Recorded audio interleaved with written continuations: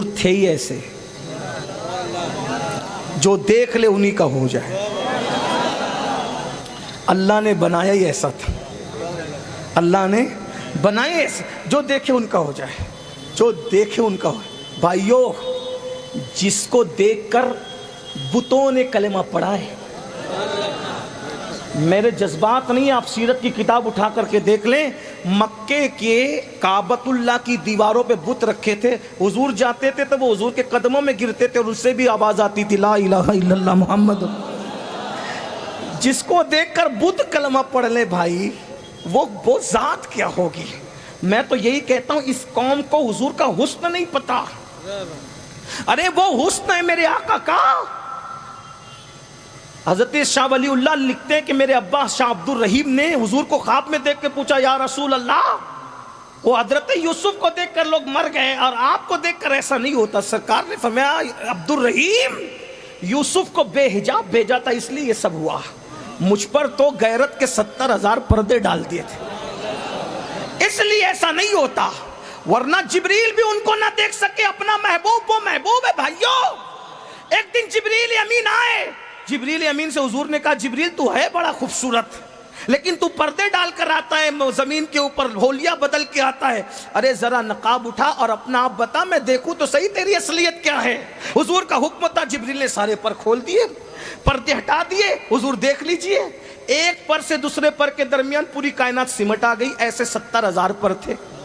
جبریل کو دیکھ لیا، جبریل نے پھر اپنی حقیقت بتانے کے بعد کہا میں نے تو پردے اٹھائے نا، آپ بھی اٹھائیے، میں نے اپنا آپ دکھایا، آپ بھی دکھائیے۔ حضور نے فرمایا تو نہیں دیکھ سکتا، جسے جبریل نہ دیکھ سکے وہ ہمارا نبی ہے۔ کیا شان ہے اپنے نبی کی۔ بہرحال زید نے دیکھا، بچپنے میں عاشق ہو گئے، بات یہ چل رہی تھی، یہ بات چل رہی، جو وفادار ہوتا ہے، باپ کیا چیز ہے، باپ چھوڑ، یہی بات چل رہی تھی۔ زید نے دیکھا، عاشق ہو۔ اب خدیجۃ الکبریٰ کے غلام، خدیجہ خود اب یہاں غلامی کر رہی ہے، ملکہ غلامی کر رہی ہے، پہاڑ پہ جا کے بیٹھتے تو دن میں 2 بار چڑھتی اترتی ہے حضور کو کھانا لانے کے لیے۔ جب میں اللہ اکبر ہیرا پہ جاتا ہوں تو سوچتا ہوں کہ اماں جان خدیجہ آپ کی شان پہ قربان، ایک بار جاؤ تو 2 دن تک کے طواف کرنے کی ہمت نہیں ہوتی سرکار۔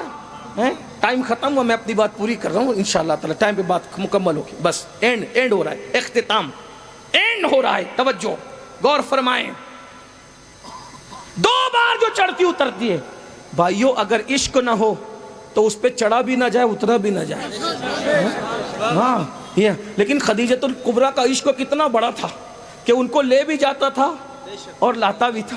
آپ کی توجہ میری طرف ہونی۔ بہرحال سیدہ خدیجہ خود غلامی کر رہی، خود غلامی کر رہی۔ زید جہاں جہاں حضور جاتے ان کے پیچھے پیچھے جاتے زید، اور حضور بھی بہت پیار دیتے تھے، حضور کی عادت ہے سب کو پیار دیا، زید ادھر آ، زید ادھر جا، زید زید زید زید زید زید زید۔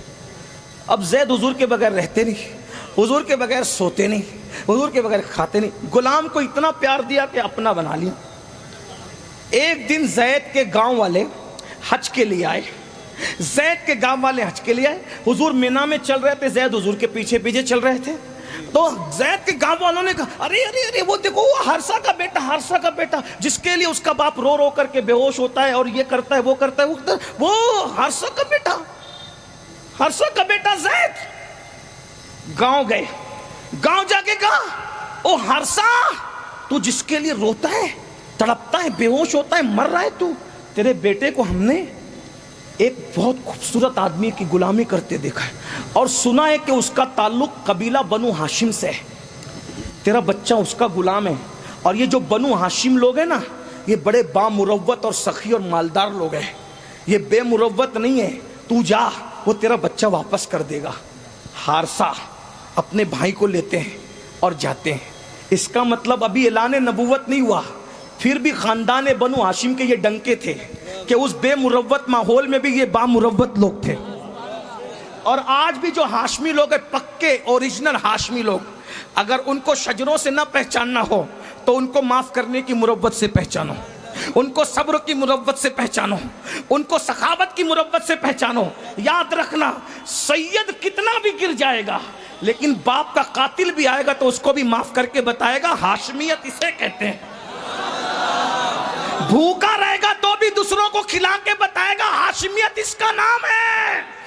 سیادت ہاتھ چموانے کا صرف کام نہیں ہے، باپ کے قاتل کو، کلیجہ چبانے والوں کو تک معاف کرنے کا کلیجہ رکھنا، اسی کو ہاشمیت کہتے ہیں. اور اے کہ فاقوں میں غریبوں کو کھلانے والے ایسے ہوتے ہیں محمد کے گھرانے والے. ارے گھرانہ ایسا ہے، اس گھرانے کا سردار کیسا ہوگا. اللہ اکبر. حارثہ آئے اپنے بھائی کو لے کر، حضور کو دیکھا، پہلی نظر دیکھ کے ڈھیر ہو گئے. حضور تھے ہی ایسے. واللہ میں تو دعا کرتا ہوں کہ جتنے بگڑے ہوئے لوگ ہیں کم سے کم اللہ ان کو ایک مرتبہ خوابی میں صحیح میرے آقا کا دیدار کرا دے. گناہ نہ چھوڑ دو تو پھر غلامی لکھ دو. خواب کی بات کر رہا ہوں، خواب کی. بس عرض کر رہا تھا، حارثہ اپنے بھائی کو لے کے حضور کو پہلی نظر میں دیکھا ڈھیر ہو گئے. کہتے ہیں میں نے سنا ہے آپ ہاشمی مطلب، نام آپ کا محمد ہے. جی سنا ہے میرا بیٹا زید آپ کی غلامی میں رہتا ہے، بہت بڑی رقم لایا ہوں، اگر وہ رقم آپ لے کے میرے بیٹے کو آزاد کر دے تو آپ کا احسان میری نسلیں کبھی نہیں بھولے گی. میرے آقا نے فرمایا مجھے رقم کی ضرورت نہیں ہے، نہ مجھے یہ شوق ہے کہ بیٹے کو باپ سے جدا کروں. میں زید کو بلاتا ہوں، وہ تمہیں پہچان لے اور تمہارے ساتھ جانے کے لیے تیار ہو جائے. مجھے کوئی رقم نہیں چاہیے، ایسے ہی لے جاؤ، لے جاؤ ایسے ہی. ابھی نبوت کا اعلان نہیں ہوا، ابھی نبوت کا اعلان نہیں ہوا. آواز زید ادھر آؤ. اس حدیث کو میں ارشد القادری میرے علامہ کے لب و لہجے میں بیان کروں تاکہ بچوں کو بھی سمجھ میں آئے. ہاں کتاب اور خطاب میں فرق ہونا چاہیے، اسی لیے میں بطور مفہوم پیش کروں. زید ادھر آؤ. زید آئے. جی آقا. زید انہیں پہچانتے ہو کون ہے؟ جی آقا یہ میرا ابا ہے، میرے بابا ہے یہ، اور وہ بازو میں وہ میرا چچا ہے. صحیح پہچانا دونوں کو؟ جی یہ میرا بابا ہے، میرا چچا ہے. زید یہ تمہیں لینے آئے ہیں، جاؤ باپ کے ساتھ جاؤ. بس برسوں ہو گئے تھے باپ سے بچھڑنے کو. ایک بیٹا اسکول سے آتا ہے تو باپ کو کیسے لپٹتا ہے. مجھے بچوں کے بچھڑنے کا بہت تجربہ ہے. 15 دن اور 8 10 اور 10 دن کے بعد جب ہم تھکے گھر جاتے ہیں تو پلان یہ ہوتا ہے آج صرف سوئیں گے. لیکن 2 چیزیں ساری تھکن کو اتار دیتی ہے. ایک ماں کی مسکراہٹ سے یہ کہنا بیٹا کیسا ہے، اور دوسرا بچے اور بچیوں کا لپٹ کر کے کہنا کہ اب مت جانا. یہ ایسی لذت ہے کہ لوگوں کے کھانوں میں وہ لذت نہیں آتی، لوگوں کے تحفوں میں وہ لذت نہیں آتی، لوگوں کے لفافے میں وہ لذت نہیں آتی، لوگوں کے جوتے تک پہنانے میں وہ لطف نہیں آتا. یہ جو 2 لذتوں میں مزہ ہے نا، وہ مزہ ہر چیز کے مزے کو کرکرا کر دیتا ہے. اللہ سب کی محبتوں کو سلامت رکھے. لیکن یہاں آ کر کے میں سوچتا ہوں برسوں کا بچھڑا ہوا زید اپنے بابا حارثہ کو دیکھ رہے تھے اور آقا کہہ رہے تھے تمہیں لینے آئے ہیں، زید چلے جاؤ. زید حضور کے پیچھے چھپ گئے اور لپٹ کے کہتے نہیں میں نہیں جاؤں گا. ابھی نبوت کا اعلان نہیں ہوا ہے. نہیں میں نہیں جاؤں گا. سرکار نے کہا تیرا باپ ہے چلا جا. باپ کہتا ہو زید روتے روتے تیرے لیے آنکھیں سجائیے، سب کچھ کھو دیا، نہ کھاتا ہوں نہ پیتا ہوں، ارے مجھے پہچاننے کے بعد میرے ساتھ نہیں آتا. زید نے حضور کے پیچھے سے سر نکال کے کہا تو اتنا پیار دے ہی نہیں سکتا،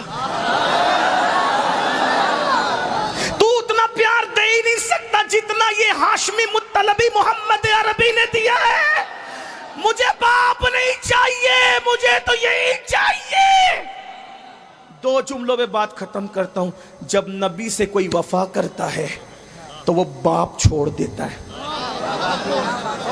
زید نے باپ چھوڑا. حضور نے کہا چھوڑنے کے لیے نہیں کہا نا، باپ چھوڑنے کے لیے نہیں کہا، لیکن تقاضۂ وفا نے باپ چھوڑنے پہ مجبور کر دیا.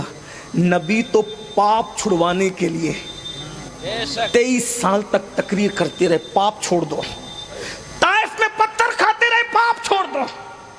چھوڑ دو شراب، چھوڑ دو زنا، چھوڑ دو تاش کی پتے، چھوڑ دو عورتوں سے ناجائز و حرام تعلقات. بولو یہ حضور کی تقریریں ہیں کہ نہیں ہے؟ وفاداری نے باپ چھڑا دیا. تم کون سے وفادار ہو جے پور والو؟ تم سے پاپ بھی نہیں چھوٹتے، گناہ بھی نہیں چھوٹتے. یاد رکھنا کہیں وفاداری کی ایکٹنگ تو نہیں کر رہے ہو؟